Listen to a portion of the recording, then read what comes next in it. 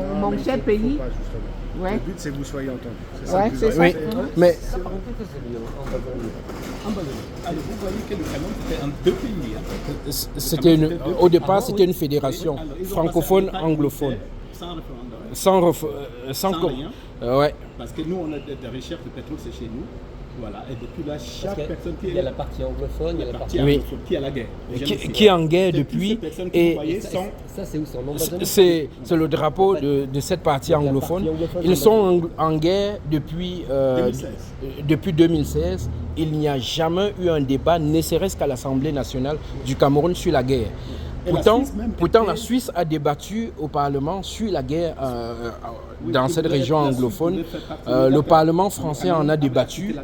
Le Parlement européen en a débattu. Le Parlement américain en a débattu. Mais il n'y a jamais, parce que Biya triche sur toutes les élections. Il a une majorité obèse. Il n'a jamais débattu sur cette guerre qui a déjà fait plus de 15 000 morts depuis 2016. 15 000 morts. Et 15 000 morts et presque 4 millions de déplacés, internes et externes compris. Oui.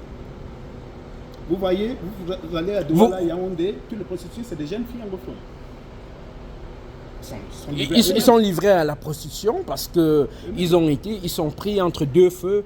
On a d'une part les sécessionnistes qui ont les armes, on a l'armée, et puis ils sont pris entre deux, même l'armée de M. Biya qui brûle les maisons parce qu'ils pensent qu'ils viennent commettre le plus gros des exactions parce qu'ils pensent que les hommes armés seraient cachés dans des maisons. Ils viennent, ils brûlent des maisons entières, des quartiers.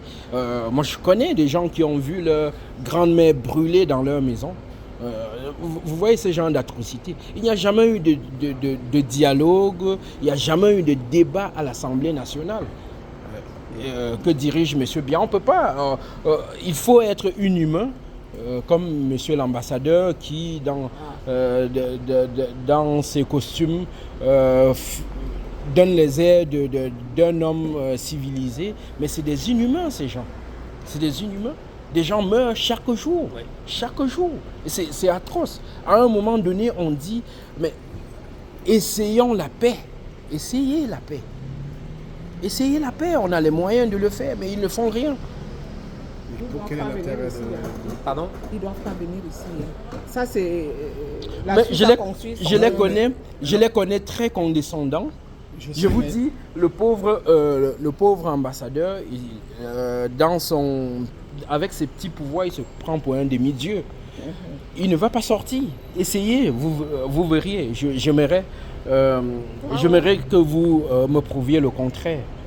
Il ne viendra pas. Vous savez ce que je vais faire. Oui. Je vous garantis, je vais voir si c'est possible. Et puis à la limite, juste, alors sans téléphone, parce que le but, c'est pas non plus que tout soit filmé sans arrêt. Ça, c'est mis sur les réseaux sociaux. Ça aussi, un impact qui n'est pas forcément positif.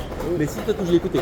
Oui, moi je pourrais éteindre, mais. Oui. Deux secondes. Oui, moi, je me réhabille. Oui. Parce que je ne vais pas me non, il faut pas tes amis. Oui. Parce que je peux venir là, ça gasse. Ça fait l'image de mon pays qui est la Suisse, qui m'a accueilli, qui m'a tout donné. Ça fait une mauvaise image. Et ça, c'est important pour nous aussi. Nous, on est là pour défendre aussi l'image de Genève, que ça reste une ville où les gens peuvent venir parler, discuter de paix. Et tout ça, c'est très important.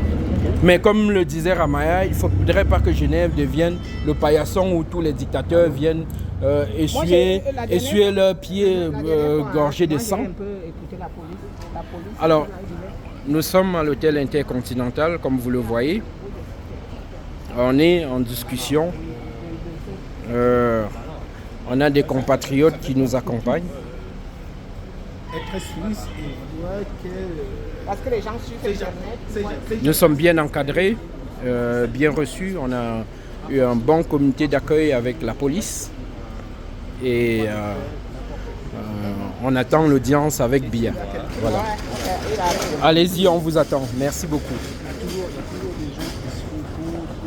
L'être humain, il est né comme ça depuis que l'être humain existe. Il y a toujours être tout le monde d'accord, c'est impossible. Il faut qu'on garde un endroit dans le monde où les gens savent pour venir ici.